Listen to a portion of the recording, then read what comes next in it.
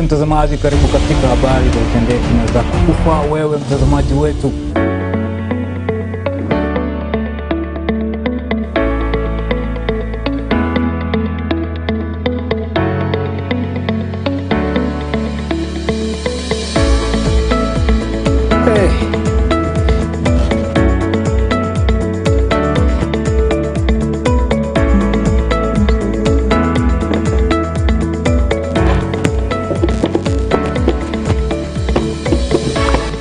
I'm that one guy who loves to talk about many topics.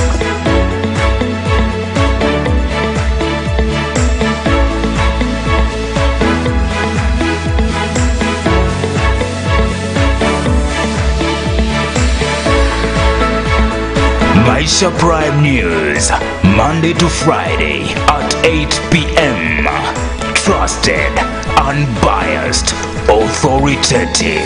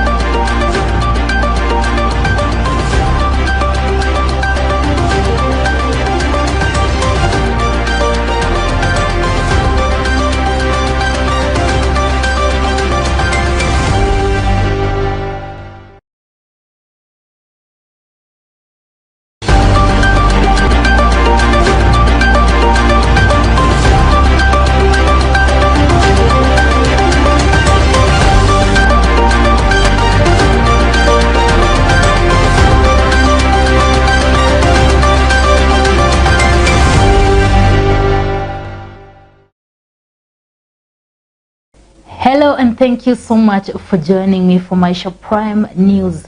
My name is Rida Chibet Kering.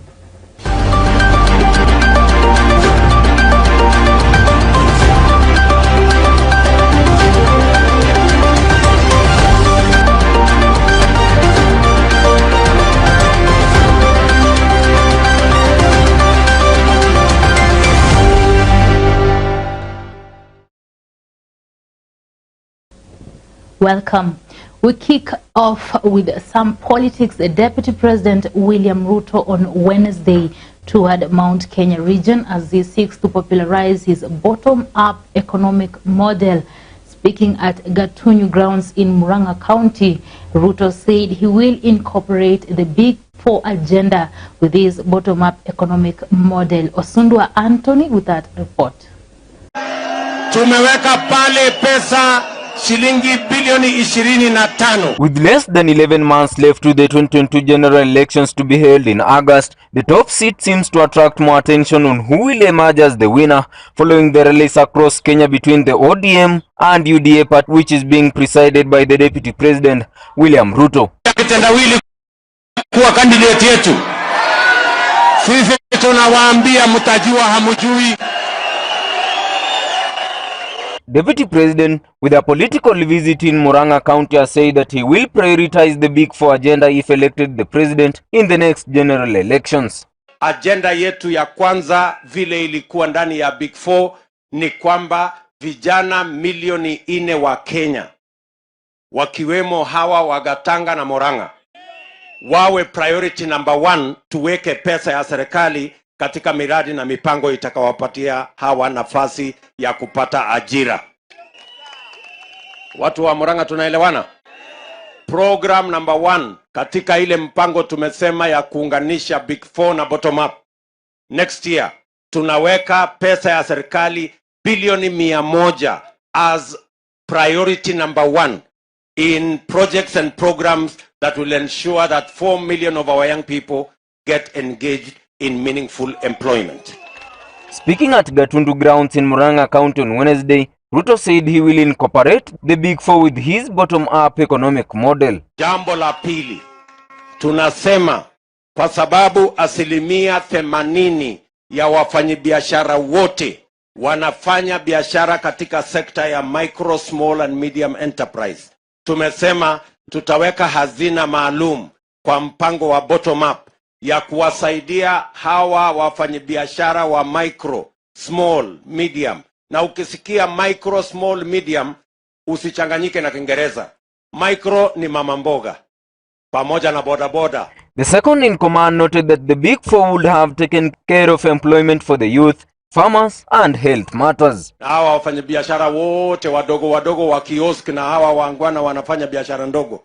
Hawa tumesema ili wapate pesa ya kuinua biashara yao, tunaweka hazina maalum ya micro, small and medium enterprise, kwa sababu wengi hawana mahali ya kupata pesa ya kuinua biashara yao, kwa sababu hawana security, hawana title deeds, hawana malogbook, lakini biashara yao inahitaji pesa ndio biashara hiyo ikue, na tumesema we are going to commit resources. The Big Four agenda is premised on 4 pillars which include food security, affordable housing, universal healthcare, manufacturing and jobs creation. Mimi nauliza nyinyi watu wa Witeidie, mimi nawauliza, sisi tulipanga 2013 tukaunda serikali, tukajenga reli, tukajenga mabarabara, tukaunganisha stima, tukajenga matitiai, tena tukaunda serikali 2017 watu milioni 8. Yani mnataka kuniambia kwa hawa watu milioni 8 imekosekana mtu ya sisi kuunga mkono mpaka waende wakodeshe mtu ya kitendawili atakuja kuwa candidate yetu? Hiyo ni madharau nani? Hiyo ni matusi bwana. Haiwezekani hiyo. Ama ni aje? Hiyo ni matusi. Ama ni aje? Yani ati sisi tumeishiwa na akili, ati tumeishiwa na mpango mpaka ikawa ni mtu ya kitendawili. The DP was attending the launch of Wakili Edward Moriu Pesa Mfukoni Bursary Fund that targets 10,000 vulnerable learners in Gatanga constituency. He also hit out at his competitors, saying that they are only out to divide Kenyans along tribal lines. Ili kuinua hawa wafanyabiashara wasisumbuliwe na mashailok na wasisumbuliwe na fuliza ile wanaenda kukopa alafu wanaingizwa kwa CRB. Antonio Sundwa, Maisha Prime News, Maisha Television. Still in matters of politics, with a few months of the general election, politicians are making inroads in different parts of the country in order to solidify their support. As of now, Deputy President William Ruto and the ODM party leader Raila Odinga are perceived to be the kings or king makers in the 2022 presidential race. Bushebi Jr. gives us a glimpse of the politics and political chess game ahead of the 2022 general elections.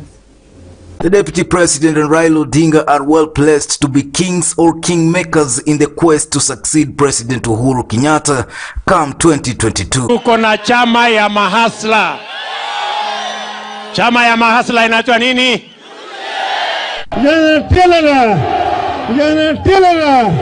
With solid support in their home turfs, fanatical following and national presence, Deputy President William Ruto and ODM leader Raila Odinga's political chess game has changed the 2022 succession matrix.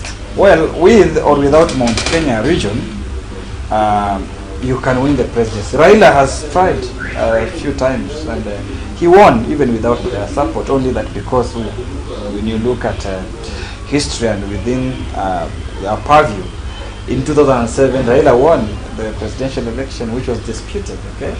And 2013 Raila won the presidential which was disputed again. And so he won without money. But then there comes a time when you look at now as we speak, most of the regions that were so much consolidated during that time, it was 8 to around how many, we talk about 8 provinces. It was 7 against 1. Now today as we speak, there's a lot of polarization among these regions that any person can walk in any region and get a certain bunch of what? Of votes. So Mount Kenya becomes key. Kuna majamaa wanasema ati saa hizi ndio wamegundua ya kwamba kuna mlima. Hawajawahi kujua kwamba kuna mlima. Mimi nawakaribisha hawa watu ambao wanatafuta network ya mlima. Wale wanatafutia Google Map, wajue mlima iko wapi. Nafanya siasa ya Rift Valley na pia tutafanyia BAMBA siasa ya Kenya mzima.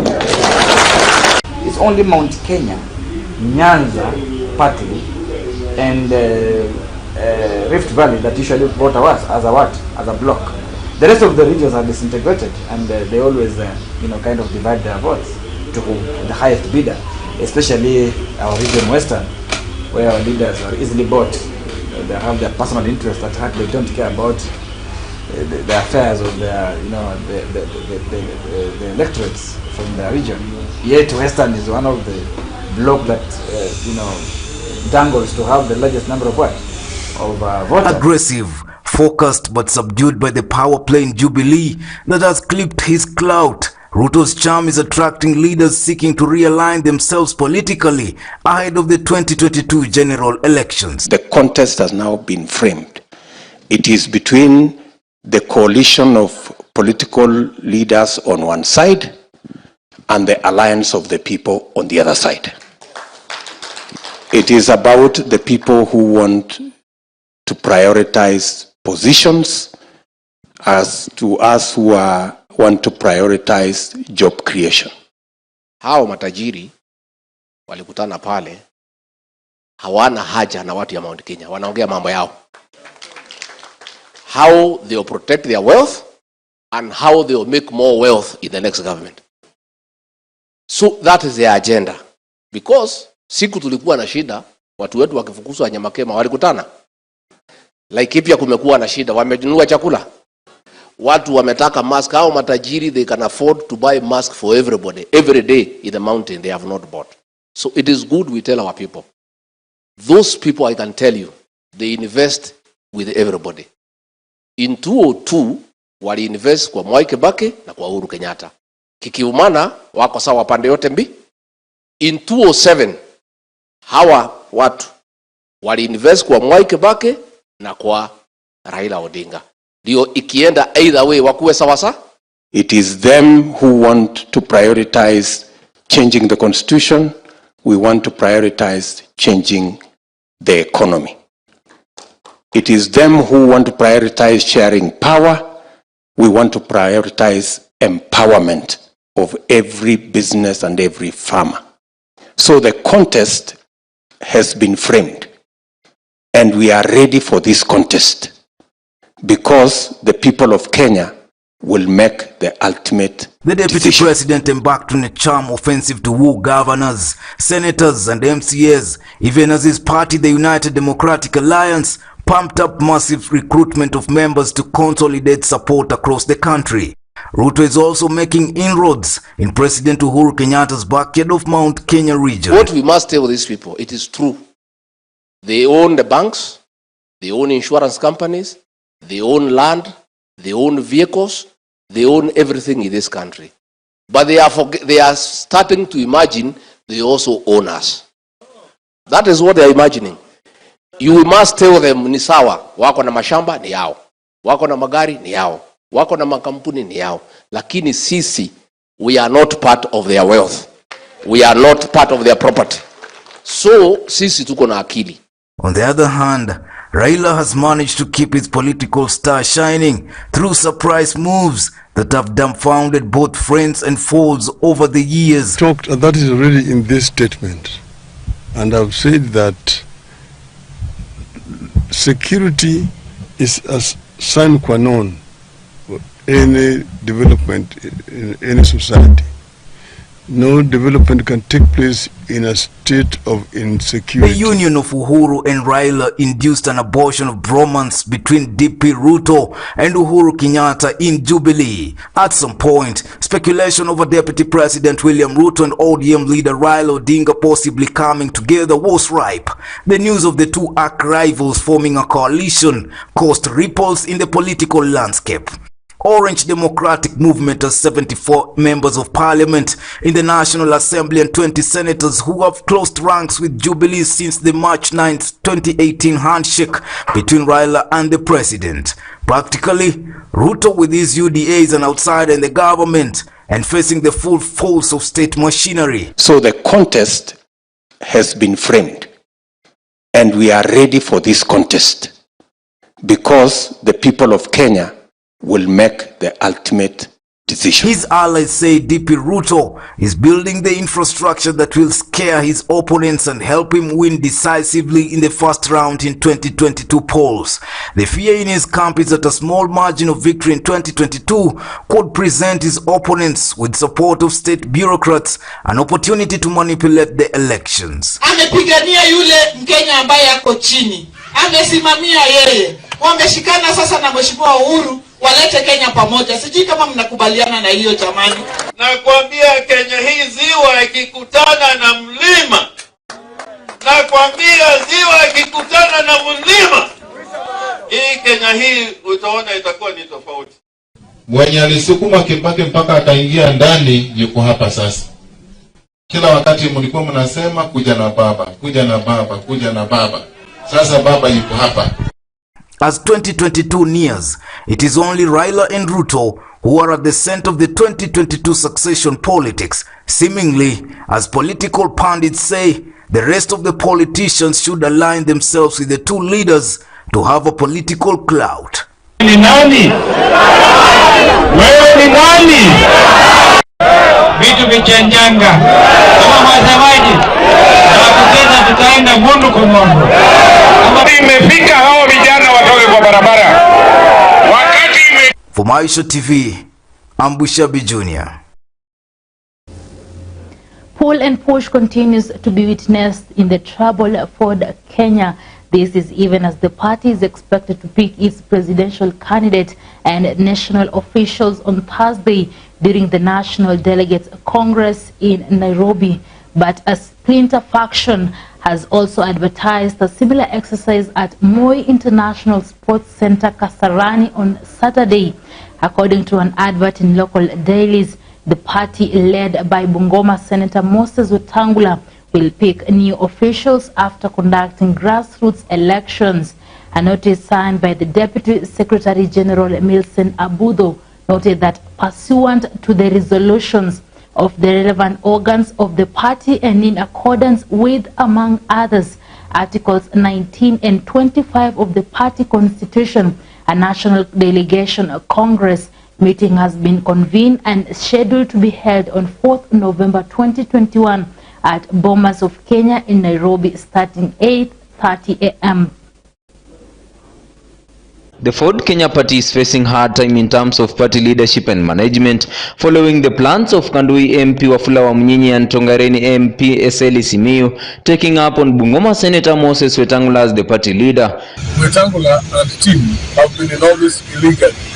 This comes after the team led by Wamunyinyi and Eseli complaining over what was seen as Wetangula taking the party as his own property, while the party should be well inclusive in the Mlembe nation and outside the Mlembe region. Naomba watu wa Bungoma count, watu wa Trans Nzoia.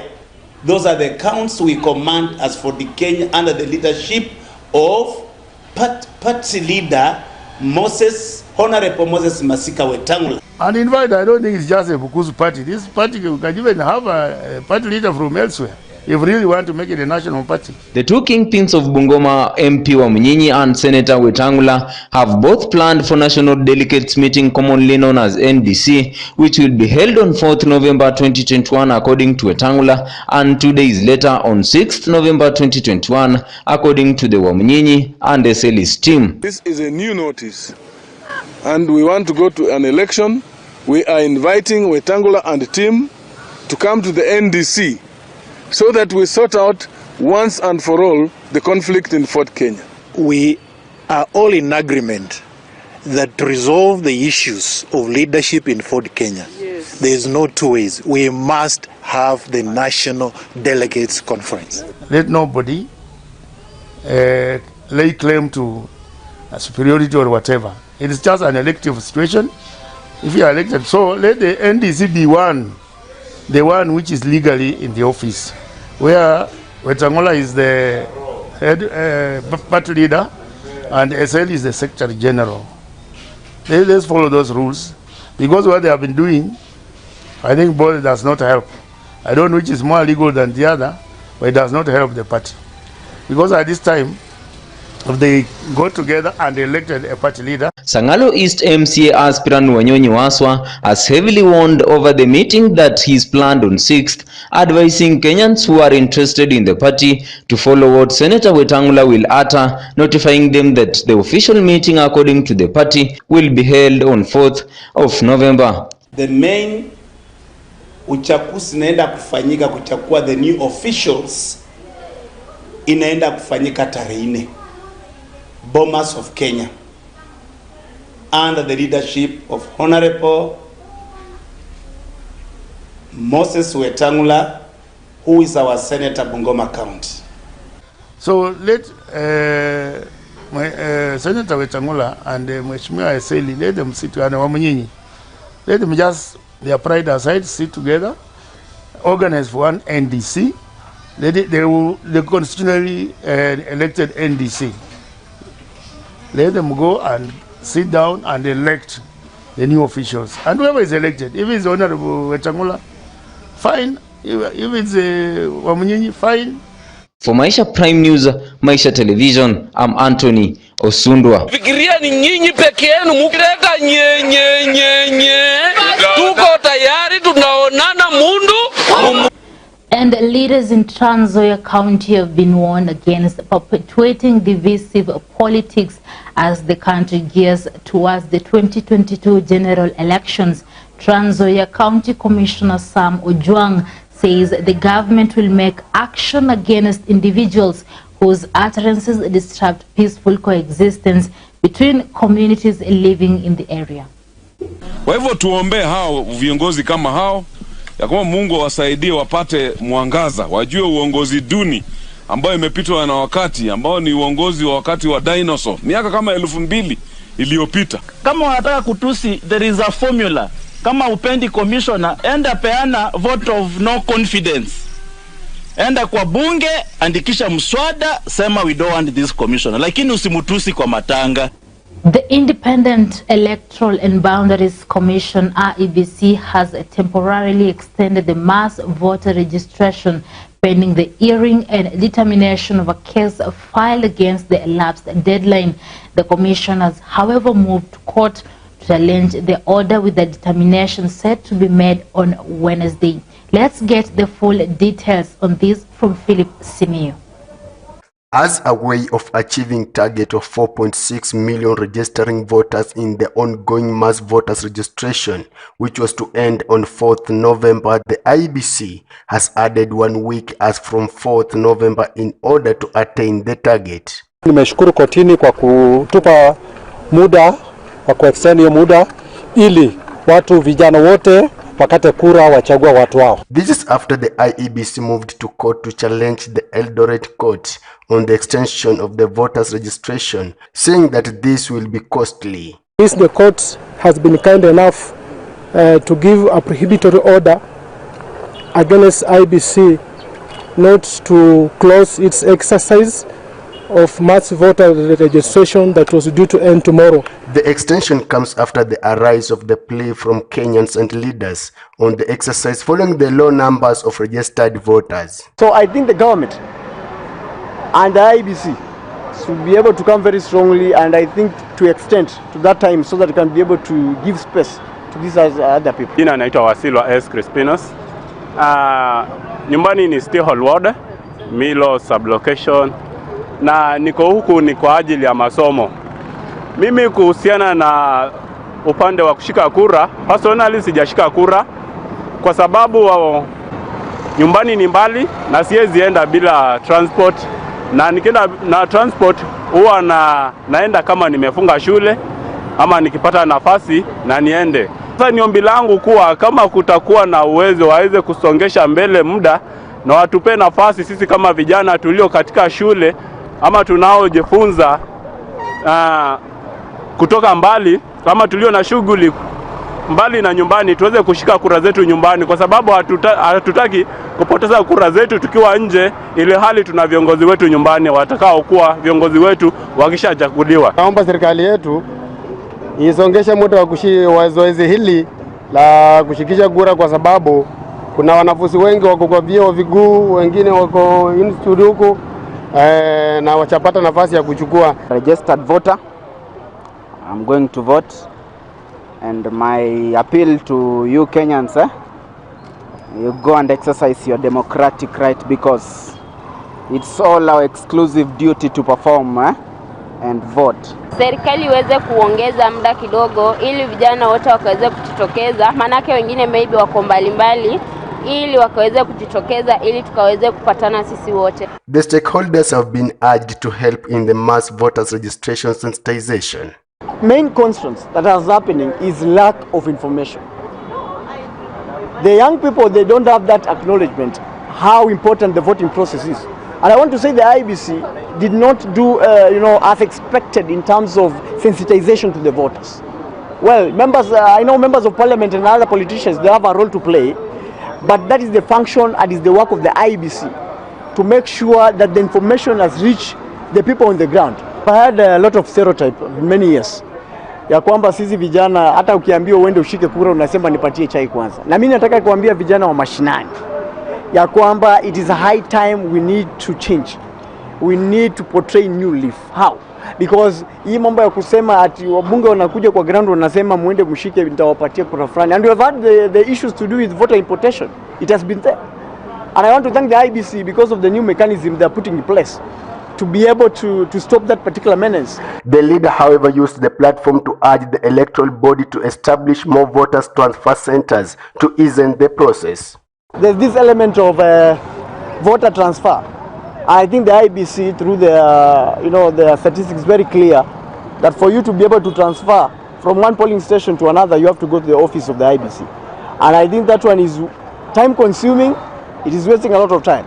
I will urge the IBC body, if they can be able to adjust, so that they can be able just to change their votes through the agents, the ordinary agents, because we have kids all over. And I think I want to commend them on what they're doing in terms of, disbursement of those kits. But on that issue of voter transfer, why can't they be able to fix so that these other agents, they can also be able to do that simple thing? Because people are really complaining. As for my people from that particular ward of township, there are those people who in the last election, they registered in another polling station. Right now they want to change. And it's their right to do that. But they have been limited. Why? Because we only have one IBC main office here in Bungoma. And I think people are just commuting from Muskoma to DB. There is a long distance. Even from Sinoko to DB, I think is a distance. For Prime News Maisha Television, I'm Philip Simi. Nandi County Senator Samson Cherargei has called on the Sports Cabinet Secretary Amina Mohammed to resign for alleged misappropriation of sports fund under her leadership. The Nandi senator says that Kenyan sportsmen and women can't prosper in life despite the efforts they put on the track. This is because their payments are pocketed by unknown people. Sports fund has over 30 billion that was allocated, but is now being misappropriated by the Ministry of Sports. For example, Hoodball. Who knows Hoodball? Hood Timber, Hoodball Championship was allocated Kenyan shillings 31 million. I don't know whether Hoodball, it is called mpira wa timber. Yani mpira wa, inaitwaje timber in Kiswahili? Mpira wa mbao imepewa 31 million.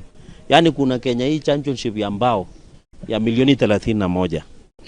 Pia martial arts kung fu. Sijui kama hii Chinese walikuja naye hii Kenya.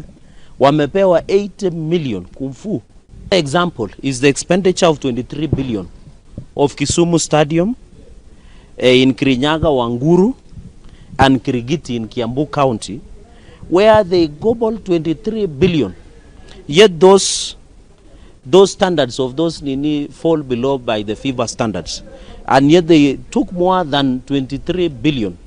As we talk, Kirigiti Stadium Wanguru Stadium, Kisumu Stadium in Kisumu County have cobbled 23 billion.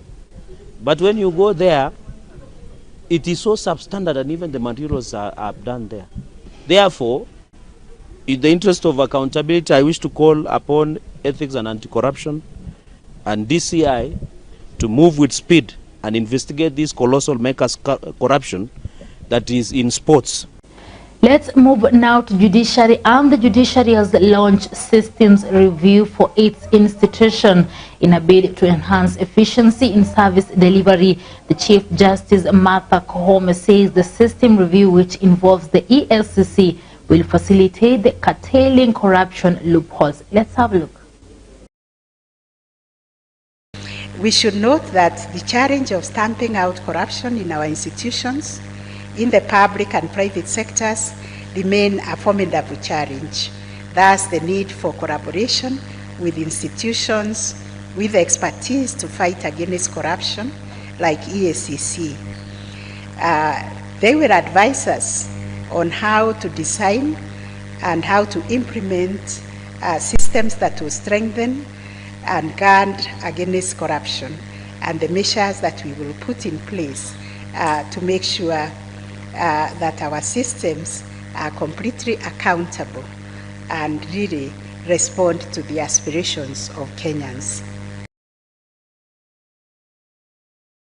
Chavakali Boys High School in Vihiga County was on Wednesday closed indefinitely after students went on a rampage on Tuesday night and damaged property. The principal of the school, John Kuira, said the institution was forced to send all the students home after they turned unruly and smashed the windows. This comes 4 days after dormitory block at the national school was razed amid growing unrest in secondary schools across the country. On Tuesday, the government yielded to pressure from principals and set November 19th to November 23rd as half-term break to help relieve fatigued students. This follows a wave of unrest in schools across the country.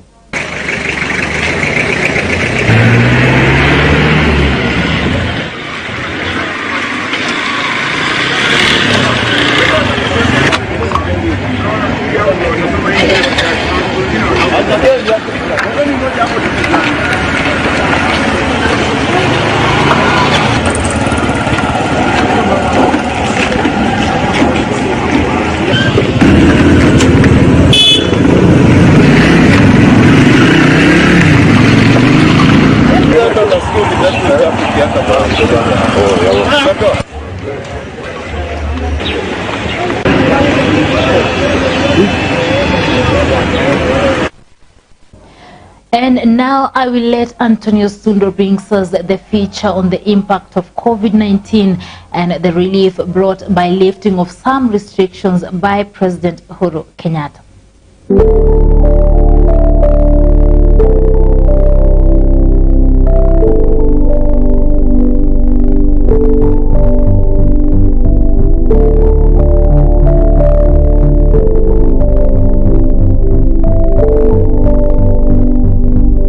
It seems like a relief to SMEs after the uplifting of dawn to dusk curfew restrictions, as they have unlimited time to do their businesses and transactions. And by the authority vested in me as President, I hereby order and direct that the nationwide dusk to dawn curfew that has been in effect from the 27th of March 2020 be and is hereby vacated with immediate effect.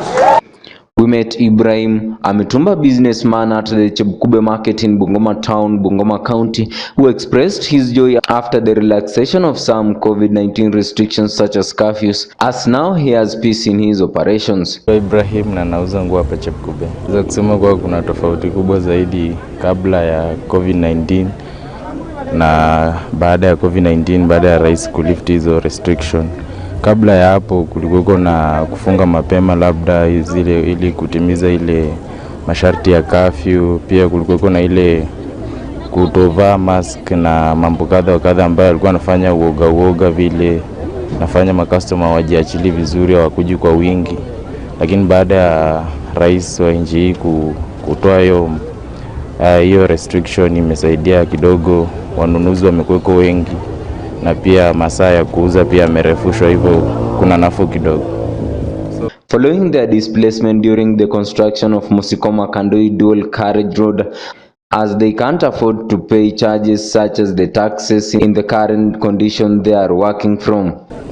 Nahisi serikali ingeunda soko, manake kuna mrundikano mkubwa uswa baada ya ile barabara kuundwa. Wajua wauzaji wengi wamejifinywa huko ndani, kuna kule kubanana ndani.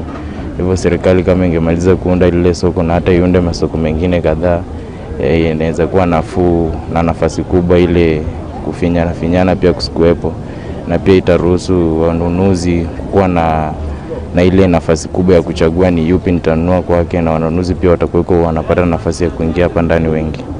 Kukata risiti kupo, wajua ni lazima tulipe ushuru ili kusaidia nchi, lakini pia kuna wakati inakuwa vigumu kwa sababu huenda siku nzima hujapata kuuza, inakuwa vigumu kulipa huo ushuru, lakini tunajikaza tu kulipa. Ibrahim also called on his fellow business people to work hard as they hope for the soon vacation of the COVID-19 pandemic.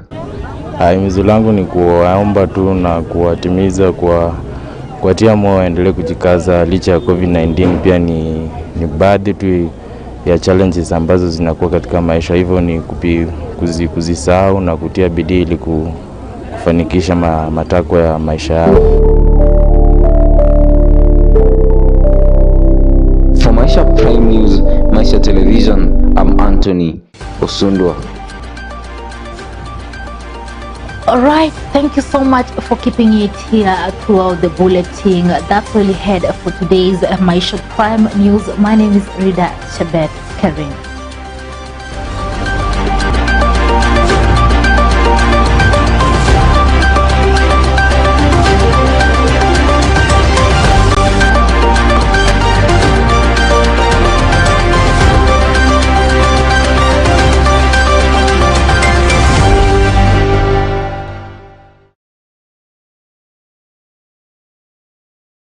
Na mpenzi mtazamaji, karibu katika habari za utendeti na za kukufa wewe mtazamaji wetu.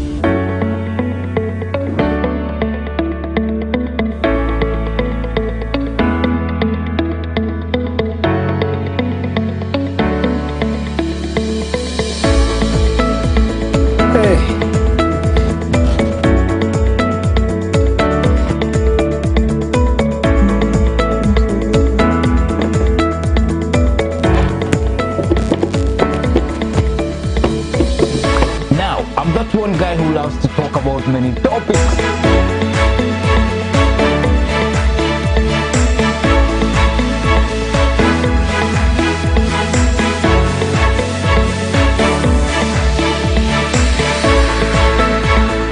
Maisha Prime News, Monday to Friday at 8 p.m.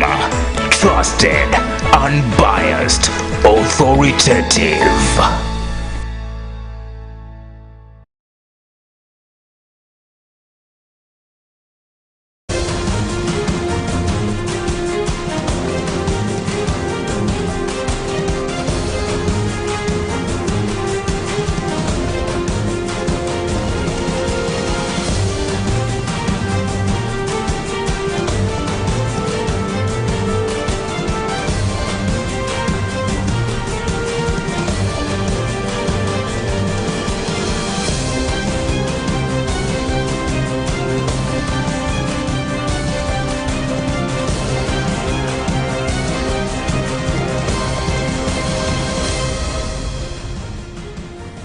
Hello and thank you so much for joining us. This is Maisha Prime Women Talk, where real women engage. It is always a pleasure to have your company. And remember also, this conversation is live on our social media platforms, Facebook and YouTube, Maisha Television Kenya, Instagram and Twitter at Maisha TV KE. You can also send in your comments on 0746 999 I'm your host Rida Chebet Kering, and I'm joined as usual. I'm joined by Irene Mobushebi. Karibu sana Irene. Karibu, asante. Just a word to our viewer. Hello, how are you? Okay, so today our topic is handling the sibling rivalry. And in case you're wondering what is rivalry, this is the situation in in our case tunaweza sema that ni hiyo competition among the siblings, and I'll just dive right into our conversation today, and I'll just ask you, Irene, according to you, how can you describe this topic, sibling rivalry? Sibling rivalry, I would describe this as where a brother and a brother, where when I talk about a brother and a brother, I'm talking about the sisters as well. They are not reading from the same page. That is, they compete, or they are not in terms with everything that they are doing from home, that is, and even away from home sometimes. So this is to say that these are people who are born from the same family, but they cannot really read from the same page. That is, they cannot have one stand onto what they want to do, or what they are focusing on to doing. Yeah, I would say that. Yeah, well, and as a parent, have you ever experienced the rivalry among your children? Of course, yes. It's something that is very, let me say, it's one-on-one. The children, most of the time you find that you can raise them as children as they are, and it comes to a point whereby you find that there are very small things that make them not really get focused. That is, they don't really understand each other. Every other time there is a push and pull between them. And this is, I don't want to use the word normal, because it would be something like, we take it as something that is left there so that it can continue happening. But it's not a very good thing, because most of the time you find that it doesn't allow the family to be at peace. Every other time, something that could have been done within a very short time, you find that it takes a very long time, because there's still that push. I want to do this, I don't want to do this, you should do this, I'm not doing it. And you know, so that is, it's not a very good thing. So I've experienced it amongst my children. And as a parent, yes, I know it is something that is not very easy to deal with. It's also nasty in a way, because, you know, sometimes you leave them to do something, you come back, they've not done it, simply because one was saying, I'm not doing it, the other one was saying, it's you to do it. And so you find that things are not done, or things are not moving, because they are not reading from the same page. Yeah, and you've just mentioned that this thing is bad in our children. So can you say that maybe in some point it made you question your parenting skills? Of course, it can come to that, but realizing that I was also a sister, or, you know, at some point, and I realized that, you know, these things happen, I could say it's not much of parenting so much, because it's something that we start doing at a certain age, because we've realized that, you know, I've been doing this a lot, so you also need to do this. You know, so it is about the children themselves wanting to compete, let me say, because they feel maybe I'm doing this and this one is not doing this. So it's about them. Though I also can say that parents can be part of this, because now they have to come in and let them square out their differences as early as when the parent notices that there is a problem. Because, you know, this thing starts small as they are still young people in their house, and then it escalates until they have their respective families, and this becomes worse. Because now you find there's a lot of competition, until even as a parent, you can't get these children together. You find that everybody wants to stay with their family, and they leave you alone. Every other time you'd want them to come together, it's like everybody stays in their respective families, you see. So it's something that really needs to be addressed as early as it is. And that is why I'm saying that the parent will have to come in and now try to look for a point where each one of them should be reading from the same thing. Because they're your children, you've raised them, you know the differences that are there. You know where maybe the other one is not being, or is being biased to the other. And so you should step in as a parent, because you are the overseer, and you know these children from when you gave birth to them. And so you can really come to an understanding and realize where the other one is not doing right, or who is not doing what he's supposed to do. Yeah. So according to you, you're saying that also it's the way parents raise their children that leads to this rivalry among the siblings? Yes, to some extent, yes. But I've seen the sibling rivalry sometimes. You can raise your children well, but they just come to a point where they start just having their own thing. So that's why I don't really just want to say 100% it's about you raising them up. Though I know there are other parents that the way they brought up their children has brought this in. Because, you know, from when they were small or wherever, the parent has always been part of their life. And, you know, if this parent is going to be this kind of parent whom most of the time maybe one of the children is being favored and against the other, you know, there'll be a problem. Because because as they continue growing, they'll realize that you're favoring one of them and not all of them. And so this is where I'm saying that as parents also, as we are raising our children, try to be very neutral amongst your children. Even if, because I know as a parent, I've also realized this, that, you know, amongst your children, there's that one that you really feel is part of your heartbeat, you know. But it is advisable for the parents that never show this. If you ever show this, you'll have a problem amongst your children. Because, you know, you'll plant that seed of discord, because most of the time they'll realize that is your best. And when they realize that, always that child will never be at peace. Even if, and maybe also because that child also realizes that she's your best or he's your best, he'll also want to do things just like that, because he knows mommy loves me or daddy loves me so much. So I don't care what you say, mtasema hapo akikuja mami mtaona.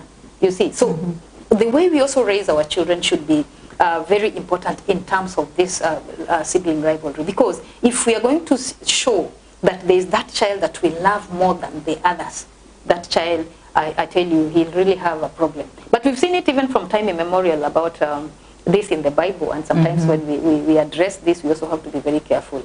But I also tend to think that I think the Bible is always there for us to learn lessons, not to repeat the same things that were there.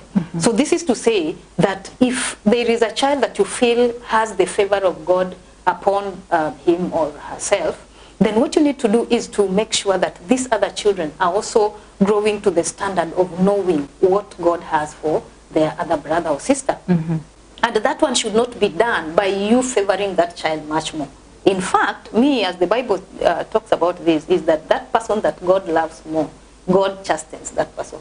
That is to say, God will always discipline you in a way. Kwa hivyo, yule mtoto unampenda sana utapata kwamba huwa kuna that tendency of, you know, trying to be very hard on that child so that he can be the good child he's supposed to be. But if you're going to favor that child because you feel the favor of God is upon that child, utamwaribu, you'll spoil that child, you see. And so that is why we are saying that if for anything there is that thing that you've noticed, because your children are your children, you know them since when they were born, and you'll realize that there's something that is a bit special upon the life of that child. But don't treat that child special. Even if this is something that I also have to address. I know there are children with disability sometimes in our families. And if you are going to show this child that she or he has a disability and he's being favored, you'll have a wrong ending with the child. Because they don't really need to be favored as such, but they need to be helped, you know. There's a way they need to be helped, but not to be favored. That is to say, if people are doing A, B, C, D, they are put out because, you know, they are special. No. If you do that, you'll bring this, the children, the sibling, like whatever, rivalry that will end up in a situation whereby you can't put these children together. They always feel, huyo ni mtoto wako. Yeah, I've seen that in our family at some point. We had a cousin who was having some special issues, and he was raised as that special child. It came to a point where every person would say, okay, if there is a problem, wewe enda tafutana na mama yako, because mama yake ndiye anajua shida yake. You see that? So it will be like akiingia kati ya wengine are like, kwani what are you doing here? You don't know your place. You see, so that is very wrong. So that's why I'm saying, even if there is a need to have that special aspect of it in that child, you need to do it with a lot of care. Because otherwise, other children will look at him like a special case for you, and then they will never want that child to be part of them. So whenever he does anything, and in your absence, huyo mtoto anaweza teseka sana. Ama kama yule pia ni wa kufight, utapata kuna a lot of fights in that home. And you know, it starts when they are small like this, and then it generates into a bigger, you know, rivalry that you can't solve. Imagine mtu na kwake, mke wake na watoto wake, huyu pia mke kwake ama, you know, and they can't see eye to eye. It's very bad. And their children from the same mother and the same father. That is very bad. So as parents, let's raise our children as our children. Don't show that, you know, favoritism amongst your children. Yeah, and can you say that maybe these, in case your sibling are rivals, can this affect them even in their future lives, labda kwa marriages, ndio unapata that they are competing with their husbands and wives? Very true. You know, because they were used to being raised maybe in a different way, or the rivalry was there, and so they feel they have to carry this over because it has been part of them. Kwamba tukisema tunaosha vyombo, huyu anaosha, huyu anakamua vyombo. Have you ever had that? So tukiwa kwa nyumba pia, the husband, you have to pull up your socks. Kama hujui kuosha vyombo utajipanga hapa. So this lady, you'll have that you'll find that we're having so many problems in this marriage simply because this girl or this boy was raised in a way where there were usually pushes and pulls in the house.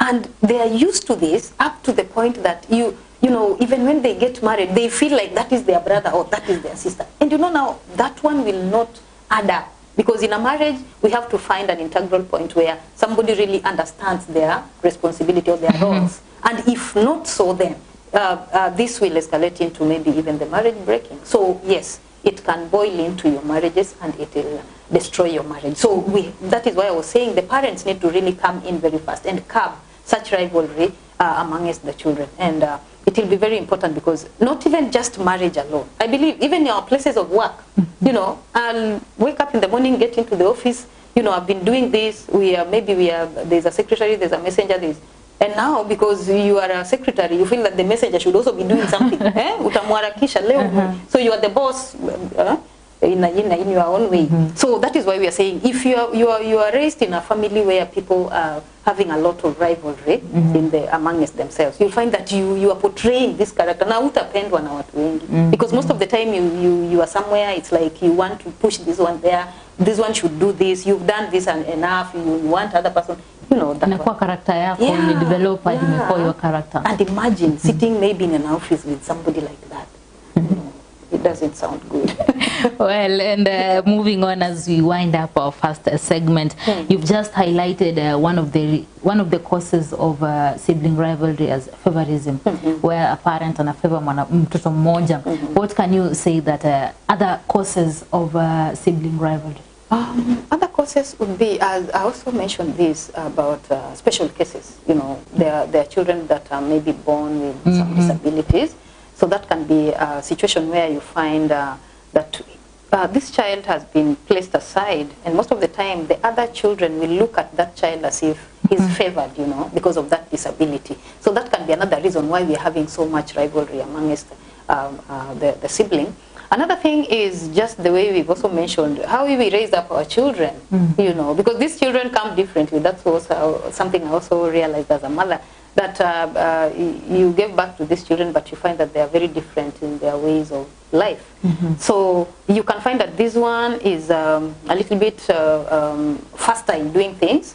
The other one maybe is too slow. The other one, you know, like that. So when you realize this as a parent, and then now the one who is faster, he's bagged with a lot of work to do, simply because, you know, he'll do things very fast. And that should not be the case again. You know, you should make sure that these children also up their game in terms of when we have to do something, we have to do it from a level of, we are all children from this house. You know, for example, those people who stay in the villages, tunaenda shamba, kuna yule mtoto ambaye anaweza lima vizuri, you know, hahitaji kuambiwa cha kufanya. Lakini kuna yule ataenda na jembe, yeye amesimama tu kwa shamba throughout.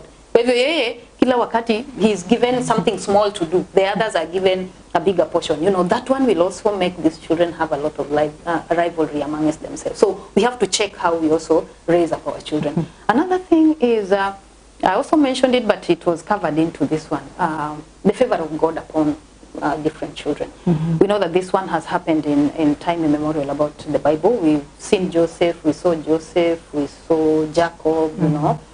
And this brought a lot of things, you know. So we also have to check out some of these things. When God has placed something special upon a certain child, then you also have to manage this as a parent from a neutral ground. Don't make it be something that is too much pronounced against the others so that they feel they are nothing. Because most of the time they feel that that is your best, that child is your best, or that child is better off than them. And when they see this, you'll find that there's something that is growing amongst them. Until pengine anaweza kuwa na shida, maybe wakisha kuwa watu wakubwa, but they are sitting behind saying, mama can deal with that, you know, because he's mama's child. Yeah, so that again, if there is a favor of God upon the life of that child, you should check it out and you should know how to regulate it so that the other children cannot feel that they are out of place simply because of that. So only that, I thought that maybe they are... We'll have a lot. You said we are going for a short break, then we come back. Well, thank you so much. We're going for a short break. Don't go far because we're coming and we'll tackle some remaining parts. And I think that by the end of this show, most parents watakuwa wamepata solution ya mbona watoto wao wanapenda kupigana sana katika familia. And remember, you can leave your comment on our Facebook or YouTube page, Maisha Television Kenya. You can also send in your text on 0746 999 841.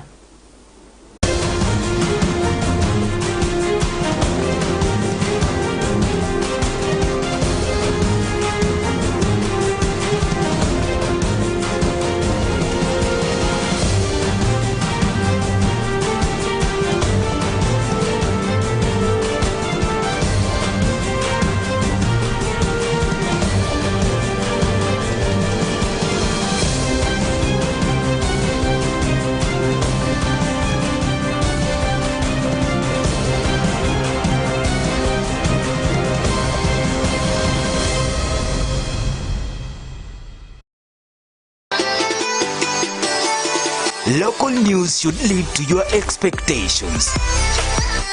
It should be reliable and most definitely accurate, keeping it local and giving you the facts, especially the breaking.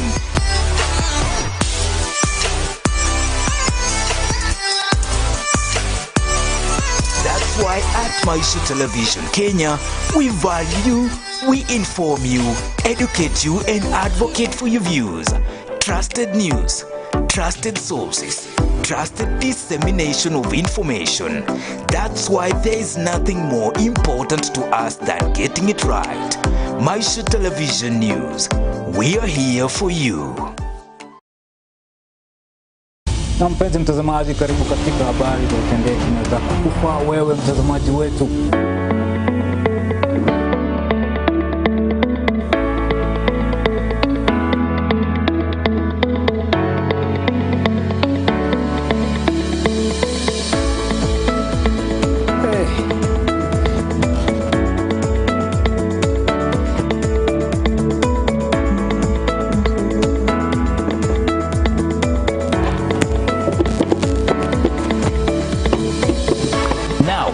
One guy who loves to talk about many topics.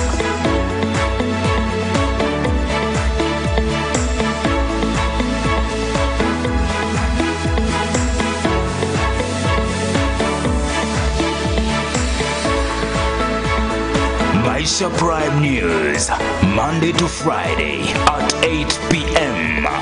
Trusted, unbiased, authoritative.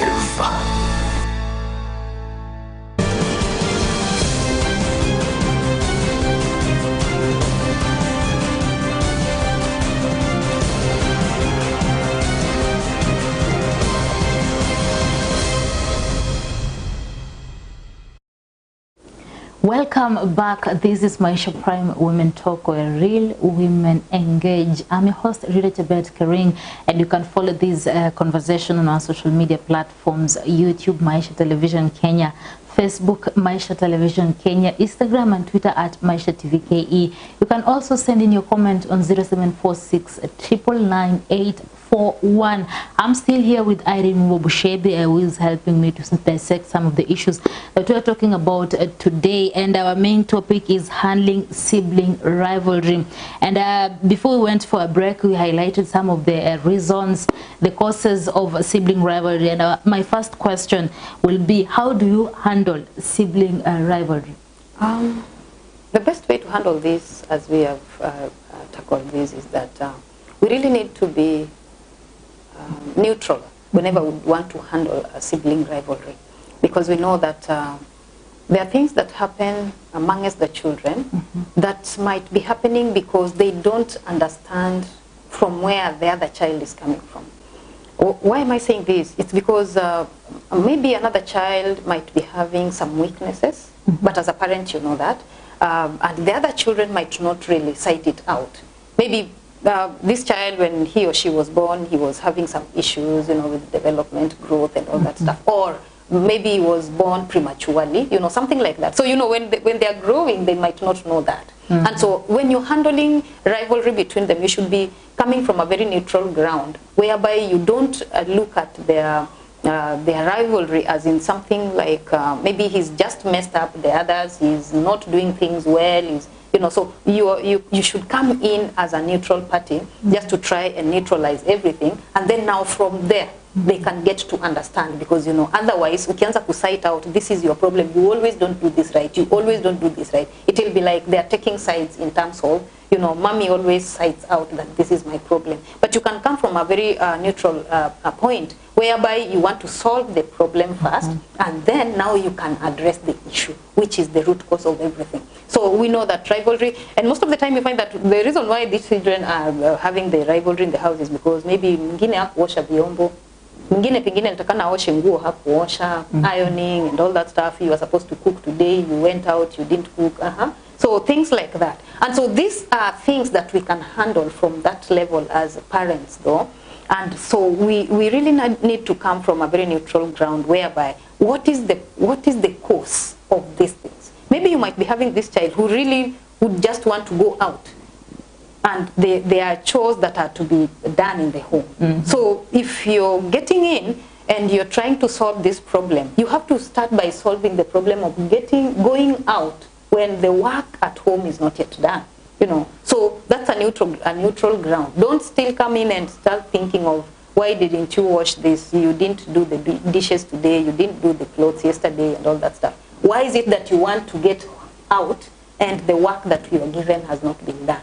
You see, so there's an essence of indiscipline in that child that makes everything not go right. So if you're going to sort out the indiscipline case, then you'll start seeing that things are getting into place. So that's why I'm saying, if you want to solve the sibling rivalry, you need to really come from a neutral ground, where you have to realize what is the root cause of everything. But otherwise, you'll find that you might not know, you might only be dealing with, make sure you do the dishes, make sure, and this person will do the dishes. The following day it will not be the dishes. Pengine ameingia kwa nguo za wenzake, ametafuta the best, amevaa, ametoka, ameenda. You know, so if you're not going to deal with the root cause of everything, then you'll find that you are not dealing with the problem effectively. So you really have to come from a neutral ground and find out what is the problem, and then deal with the root cause of the problem, and then you can solve the consequences of the problem. Can we also blame this on absent parents? Unapata that mzazi anafanya kazi hadi late, baba the same, mama the same, baba the same, and they don't have that time to monitor their children and the way they are doing their things. Absentee parents also, you know, this is now a big thing, and it is a big picture also in terms of raising children.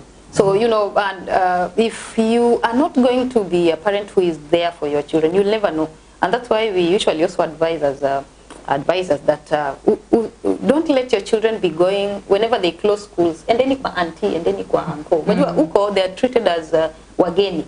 We would want them to stay at home and know what they are doing at home.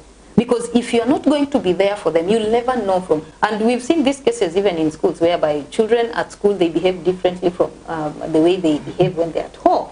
Simply because at home, the parents think they are good children. Ukirudi nyumbani unapata kila kitu ilifanyika. Pengine hata walileta mtoto wa jirani ndiye alifanya kazi. They never do nothing. They can give 20 shillings to that mama or somebody to come and do everything in the house. Ukikuja, everything is sparkling clean. But they didn't do this. So you assume everything is okay. So that's why we are saying, as you have just asked, yes, if you're going to be out most of the time, you'll never know who your children are. And most of they would even be fighting, and children are very good. They can even fight in this house. Lakini ukirudi, because they know you are a hard parent on them, they'll be cool. Nobody has fought nobody. You'll never know. And you know, nowadays, act like everything's just okay. Everything is okay. So being absent from your home, and especially when you're raising your children, is something that is very lethal, I would say that, because you'll never know who your children are. So in terms of also sibling rivalry, I know that this is a very big thing, because when you're out most of the time, you find that maybe the small ones will be doing a lot, but the big ones are out there. So wanakuwa dictated kufanya everything. So they always feel they are the inferior ones in this house. And then they are the bosses also. The big ones are the bosses, you see. So you'll never know what's happening. And this one grows into, you know, when they grow up to be people into their homes, yule mdogo atakuwa nasema, hey, vile nani alinitesa, I can't even go to their home, you know. And you as a parent, you don't know what's happening. So you are pushing this one. Can you go and help your brother? Maybe he's in trouble somewhere. And he's like, Mommy, I will go. And he won't go. It's because it started at home. You didn't know what's happening, and now it has grown into something big. They are big people now. You can't even handle it, because there's no way you're going to compel that one to come from their home to come and stay or come and help this one here. And it started a long time ago when they were kids yet still.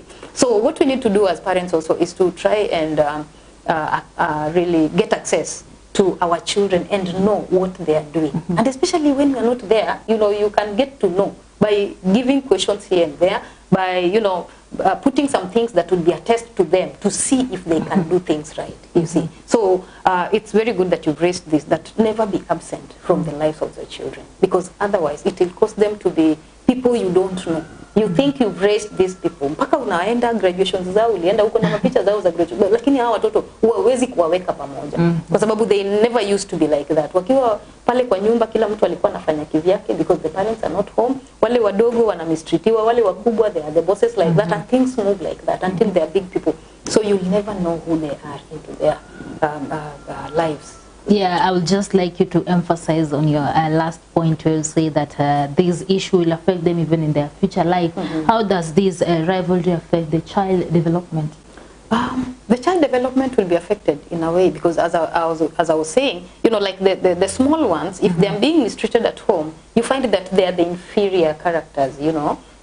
Whenever they even get to a place ambao wamepewa nafasi to do something, they would want to do it from that inferiority bit of it, you know, because they are not used, you know, to be doing things as the people who are owning it. They do it as wale wafanyikazi, you know. So even if he's given an opportunity in his place of work or in that marriage as the husband of the home, he'd always be the inferior one. So and this will roll back to that family, because you know now the children that are coming up, and this is their father is that person who is always a backseater.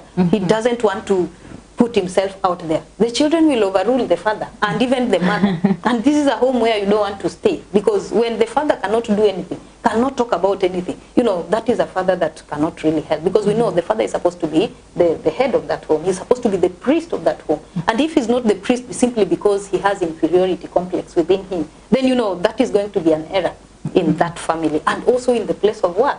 Because he'll be given opportunities to even fly out and go and address a conference somewhere and say, no, me, I can't do that, you know. And somebody else. Confidence haiko, because he was mistreated when still young. So this would sometimes boil into our being big people in the future, and then it will affect our future because we were used to something. And then the bosses ones, those ones who are always bosses. Ukimpeleka aenda oshe choo mahali atakwambia sijawahi osha na sitaosha. And you know, maybe that is an interview to get a bigger job. But simply because he was not used to that, alikuwa anajua ule mdogo ndiye ataosha. He would want to pick somebody around there na kuletea sema huyu ndiye atakana kuosha choo, si mimi. Are you seeing that? So even a job opportunity will just lose it like that because he believes he's not the one. There is somebody who is supposed to do such an inferior kind of job, you know. And also now in their marriages, you find that they want to be bosses, hata kama ni wanawake. They want to be bosses at home. Hakuna vile mume atakuja ameweka mguu yake juu ya stool na watch TV na yeye ati awekwe jikoni ati anapika. If we cannot cook in the kitchen, then everything is silent in this house. You see, because so this rivalry builds or shape their character in a way, as in itakuwa hiyo direction yake. Kazi yake tu ni kubishana. Yeah, all the time. Hata na boss. Kuna wale, do you know that those people who have the guts to pick it up even with the boss. Boss huwezi niambia bwana, you know. And you're wondering how did you manage to do that? It's from home. They started like that when they were still young in their home. And also, I would also want to mention this at this juncture, that you know, parents, sometimes you find parents ambao watoto waki-argue hivyo, yeye anaona ati hiyo ndio sasa watoto wako wana grow kwa nyumba yako. No, it's not like that. You are supposed to address this. Because as it starts like this, you'll find that it will get to a point where you can't address it. These people are big people, but they embarrass you every other time.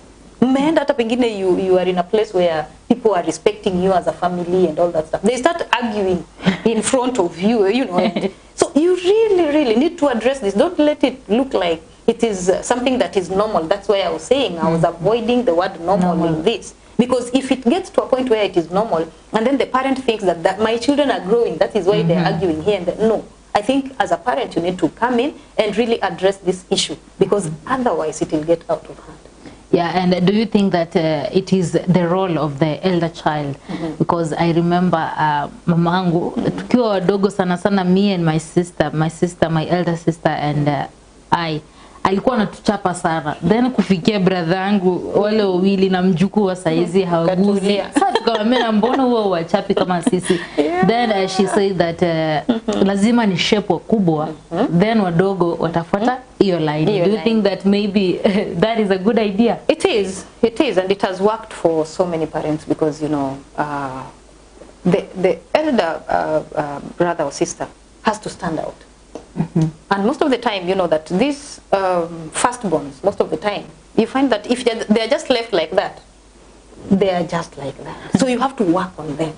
But hiyo part ya kuacha hao wengine wa nyuma pia si mzuri sana because hao pia ndakana wapate kiasi chao. They should not just be let be. Though I know most of the parents now, when it comes to this, wale wa mwisho unapata wamechoka pia. Umefukuzana na watoto. Unajua bringing up children is not easy. And even that fact that you have to, you know, give them direction, discipline them every time. You know, disciplining a child is not something very easy because it really affects the heart of the parent. That is something I've also realized. So they do it with a lot of pain within them, but they must do it because that is the way to help them. So it is not something that is always very easy. So parents do it against their wish, but they have to do it. So you see, wakishafika age fulani, they feel, nimechoka na mambo ya kufukuzana. Let the elder one now do what I used to do. Wake yeye. Yeah, so it is very important that the first child becomes a strong pillar in the home, and especially the consequent children. So it is okay that the firstborn or the first child has to be very strong and he has to be disciplined enough. And this one comes from the parent because ataitoa wapi? Mzazi lazima atafanya mambo haya. I remember we were just me and my sister, and our parents left us long time ago, died long time ago. I was 10 years. So I became the mother to my little sister. Yeah, so I was really bad on her, you know. Sometimes she tells me, you know, but anyway, she would tell me something. You really helped me. So that is when I also realized that, you know, if you are a role model to your other children, your other brothers and sisters, it is a good thing. So even the rivalry thing, the firstborn is always trained the hard way. Wanaweza letea wengine kitu na wanamwambia wewe ni mkubwa, you know, because they're trying to make him feel like, you know, I have to be strong here. Yeah.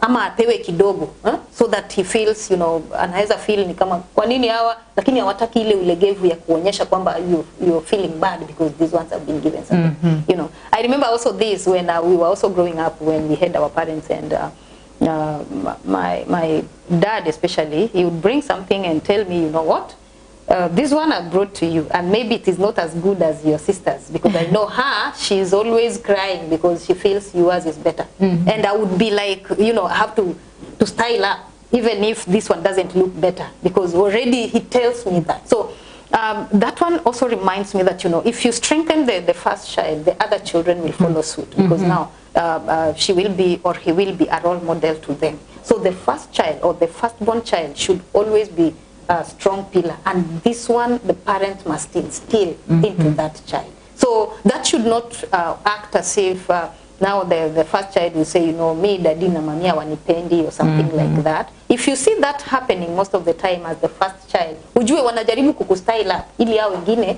wataingia tu kwa hiyo laini. But if they let you be, utapata kwamba wewe pia utakaa tu hapa na wengine they'll get into the same line, and that is very wrong. So the firstborn is always dealt with accordingly. And I'm not saying this so that you start, you know. But as I did say also, don't show a lot of favoritism. You know, when it comes to these children, however much this is the firstborn and he has to be given the discipline that is due, it is not with favoritism that, you know, you do something until that firstborn feels, you know, it's like I'm not part of this home or something. You know, but if you do it from the love of a parent that, you know what, we are just training you up to be the big one, and then the others will follow after you. That is the best that you can do. Because also, as I did say in the other shows, is that, you know, most of these things should come from your heart. And when something from your heart is designed with the purpose of making maybe that child to be the right child, it will do its purpose. But if not, if you're just doing it because you feel firstborns wanakuanga hivyo wacha kae hapo, you know, you'll be planting the wrong seed within that child, and the rivalry will be uplifted. And also maybe you're not going to deal with it because you feel that is the firstborn takana kae hivyo. So you have to balance everything. Yeah, na tukimalizia tu ningependa labda you talk about discipline a little bit because some parents unapata wengine hataki kuguza mtoto wake, hataki achapwe. how can you advise a parent like that? I know the Bible talks about this, and it says that there's a lot of foolishness that sits in the heart of a child. And the only thing that removes this is a little bit of spanking. Yeah. So if you're not going to do this, then, because as I did say, it's not easy to discipline a child from a parent, that is, because most of the time you feel the pain of doing this. But if you're a parent who really feels and knows that when I do this, I'm making somebody who is going to be a very important person in the society tomorrow, then you'll do it. Because, you know, as still the Bible tells us, if you're going to plant in tears, you're going to reap in joy. So can you please plant in those tears? It feels so bad to discipline your child, but it's very good when you see them now. They are people whom you can reckon with. You know, you can tell people, you know, that is my firstborn, that is my second girl, and they are good people in the society. It feels good to do that. And it only comes up if you're going to discipline them. It is not a very good thing to do. It is not a very pleasant thing to do as a parent. But it is very important that you do it, because otherwise if you don't do it, ile upumbavu yenye nilisema itazidi kukaa hapo. Na atakuwa tu mtu mkubwa, the shape of the body, but inside there is a lot of foolishness that I don't know where you will take. You know, and everything boils back, especially to the mothers. Wanasema mtoto mpumbavu ni wa nani? Wa mama. Kwa sababu yeye ndiye hakuchapana na mtoto hapo akiwa mdogo. Kwa hivyo it is your work. Can you make sure that you're doing something so that hiyo upumbavu itoke? So that they don't call that child as you was. And being foolish as that child is, he still belongs to you. You know, carrying mtoto mkubwa mjinga. Well, and I think that we'll close there with that point from Irene about disciplining your child.